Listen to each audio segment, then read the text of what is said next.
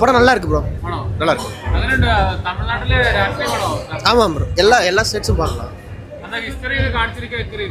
காமிச்சிருக்காங்க ப்ரோ, ஆனால் அக்யூரேட்டா இல்லை, ஆனால் காமிச்சிருக்காங்க. நல்லா இருக்கு, நல்லா இருக்கு.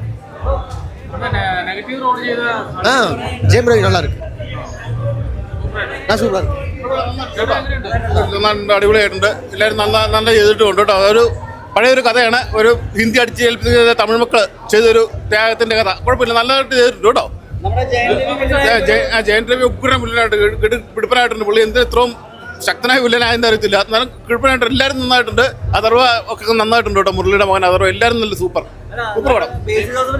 ബേസിൽ ചെറിയ റോൾ ക്യാമിയോ ഉണ്ട്, ചെറുതായിട്ടേ ഉള്ളൂ കേട്ടോ. എന്നാൽ കുഴപ്പമില്ല, ബേസിൽ നന്നായിട്ട് ചെയ്തിട്ടുണ്ട് കേട്ടോ. നല്ല ഭയങ്കര കൈഡിയായിരുന്നു ബേസിൽ വന്നപ്പോഴത്തേക്ക്. നമുക്കറിയാമല്ലോ ബേസിലിന്റെ റേഞ്ച് അറിയാമല്ലോ. ഭയങ്കര കൈഡിയായിരുന്നു ബേസിൽ വന്ന സമയത്ത്. കിടപ്പ് പടം, നല്ലൊരു പഠിച്ചെടുത്ത പടം. നല്ല ആർട്ട് ഡയറക്ഷൻ, നല്ല കോസ്റ്റ്യൂം ഡയറക്ഷൻ എല്ലാം നല്ലതായിട്ട് ചെയ്തിട്ടുണ്ട് കേട്ടോ. നല്ല കിടപ്പും പടം, നല്ലൊരു ഫിലിമാണ്. അപ്പോൾ അടുത്ത തമിഴ് പടം പോലെയല്ല, മാസ് പടമൊന്നല്ല. നല്ലൊരു ഹിസ്റ്റോറിക് മൂവിയാണ്, സീരിയസ് മൂവിയാണ്, നടന്ന ടോപ്പിക്കാണ്, ലാംഗ്വേജ് പൊളിറ്റിക്സാണ്. എല്ലാവരും നല്ലൊരു എൻ്റർടൈൻ, യാതൊരു ലാഗും ഇല്ല, എല്ലാം കൊണ്ടും നല്ല മൂവിയാണ്. തമിഴ്നാട് ഈ ലാംഗ്വേജിൻ്റെ ഫൈറ്റാണ്, തമിഴ് ലാംഗ്വേജിൻ്റെ ഫൈറ്റാണ്. അത് നടന്ന സംഭവമാണ്. അതിപ്പോൾ ജയൻ രവി ആണെങ്കിലും രവിമോഹൻ ആണെങ്കിലും എല്ലാവരും ചെയ്തിട്ടുണ്ട്. ശിവകാർത്തികൻ എല്ലാവരും ചെയ്തിട്ടുണ്ട്. പുള്ളിപ്പള്ളി ലീല, നമ്മുടെ ബേസിലാണ് ചെയ്തിട്ടുണ്ട്. എല്ലാം കൊണ്ട് നല്ല പടം. എന്നാൽ ഒട്ടും ബോഡിക്കില്ല, വെറും അടിപ്പടമല്ല, വെറും മാസ് ഫിലിമല്ല. എല്ലാവരും പോയി കാണുക. നല്ലൊരു മൂവിയാണ്, സീരിയസ് മൂവിയാണ്, നടന്ന കാര്യമാണ്, ഹിസ്റ്റോറിക് മൂവിയാണ്. സെക്കൻഡ് ഹാഫ് ഇച്ചിരി പീക്കായിരുന്നു, അടിപൊളിയായിരുന്നു. ഫസ്റ്റ് ഹാഫ് ഇച്ചിരി പാടായിരുന്നു, അതായത് ഇച്ചിരി ലാഗി ആയിരുന്നു. പിന്നെ അത് കഴിഞ്ഞ് സെക്കൻഡ് ഹാഫ് നന്നായി.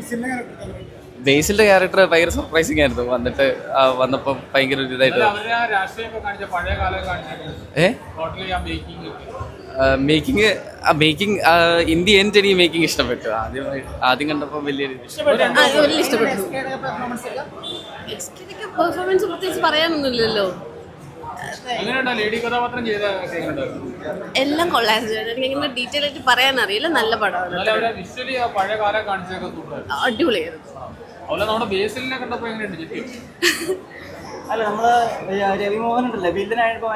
എല്ലാരും നല്ല അടിപൊളിയായിരുന്നു, നല്ല പടം. എനിക്ക് ഡീറ്റെയിൽ ആയിട്ട് ഇങ്ങനെ പറയാൻ അറിയാൻ പാടില്ല, അതുകൊണ്ടാണ്. പടം കൊള്ളാം, കുഴപ്പമില്ല, തിരക്കേടില്ല. വർക്ക് അറ്റ്മോസ്റ്റ് കുഴപ്പമില്ല. എന്തായാലും തിയേറ്റർ വാച്ചിന് ബെസ്റ്റാണ്. OTT കണ്ടാൽ ആ ഫീൽ കിട്ടിയെന്ന് വരില്ല. ഒരു ഗ്രൂപ്പായിട്ട് കാണേണ്ട പടമാണ്. ഈ സമയത്ത് കാണേണ്ട ഒരു കറക്റ്റ് സ്റ്റോറിയാണ്. അത് ഓൾറെഡി ഉണ്ടല്ലോ. ആക്ച്വലി ഞാൻ തമിഴാണ്, ഞാനിവിടെ വർക്ക് ചെയ്യുന്നു. ഇപ്പം ഞാൻ തെലങ്കാനയിൽ വർക്ക് ചെയ്തപ്പോൾ നമ്മൾ തെലുങ്ക് സംസാരിക്കും. അല്ലാതെ നമ്മളിത് പഠിക്കണമെന്നൊരാൾ അടിച്ചേൽപ്പിക്കുന്നത് അത്ര എപ്പോഴായാലും എവിടെയായാലും ശരിയല്ലല്ലോ. അപ്പം അതിനെതിരെ ഒറിജിനലായിട്ട് വർക്ക് ചെയ്ത ആൾക്കാരെ കുറിച്ചുള്ള കഥയാണല്ലോ, അറിയേണ്ട കഥയാണ്. തമിഴില് അതിനു വേണ്ടി ഉണ്ടാക്കുന്ന ഒരു കഥയാണല്ലോ, അതിൻ്റെ ഒരു പൊളിറ്റിക്കൽ അജണ്ടയാണ്. അത് അടിപൊളിയായിരിക്കും. എന്തായാലും അത്യാവശ്യം എല്ലാവരും കാണേണ്ട ഒരു കഥയാണ്. നല്ല പടം, ഒരു മെസ്സേജുള്ള പടം, ഒരു പൊളിറ്റിക്കലായിട്ടുള്ള ഇതാണ് കണ്ടിരിക്കേണ്ട പടം. അത് വലിയ ആക്ഷൻ അല്ലെങ്കിൽ അങ്ങനത്തെ ഒരു ചിത്രമല്ല. ഡയറക്ടർ പ്രീവിയസ് ചിത്രങ്ങൾ തരല്ല, സുരേഷ് പോട്ടറൊക്കെ. അപ്പോൾ ആ ഒരു മൂഡ് നൽകുന്നുണ്ട്, നല്ല മെസ്സേജ് തരുന്ന ഒരു പടം. നമ്മളൊക്കെ ഇന്ത്യക്കാരാണ്, നമുക്ക് ജാതി മതം അങ്ങനെയൊന്നും ഇല്ല. നമ്മളൊക്കെ ഇന്ന് ജീവിക്കേണ്ട അതിന് പിന്നിലൊക്കെ ഒരുപാട് ഇതുകളുണ്ടല്ലോ, അതൊക്കെ എടുത്ത് കാണിച്ചിട്ട് നല്ല രസമായിട്ട് എടുത്തിട്ടുണ്ട്. കുറച്ച് എനിക്ക് ഫസ്റ്റ് ഹാഫിൽ എനിക്ക് ചെറിയൊരു ലാഗ് ഫീൽ ചെയ്തു. പക്ഷേ ഇൻ്റർവൽ പഞ്ച് നല്ല രീതിയിൽ ഫൈനൽ ലാൻഡിങ് നല്ല രീതിയിൽ ക്ലോസ് ചെയ്തിട്ടുണ്ട് ഡയറക്ടർ. നല്ല മേക്കിംഗ് ആയിരിക്കും. പടം കത്തിക്കയറും. അത് പറഞ്ഞില്ല, ഇതൊരു ആഘോഷ സിനിമയല്ല, ഇതൊരു മെസ്സേജ് ഓറിയൻറ്റഡ് ആയിട്ടുള്ള പടമാണ്. അപ്പോൾ ആ രീതിയിൽ കണ്ടാൽ മതി. അല്ലാണ്ട് ഈ പടം കണ്ടിട്ട് നമുക്ക് വലിയൊരു ഗൂസ് ബമ്പ് അങ്ങനത്തെ തോന്നുന്നില്ല. ഒരു മെസ്സേജ് റിസീവ് ചെയ്യാം ഈ പടം കണ്ടു കഴിഞ്ഞാൽ. നല്ല രീതിയിൽ എടുത്തിട്ടുണ്ട് ഡയറക്ടർ.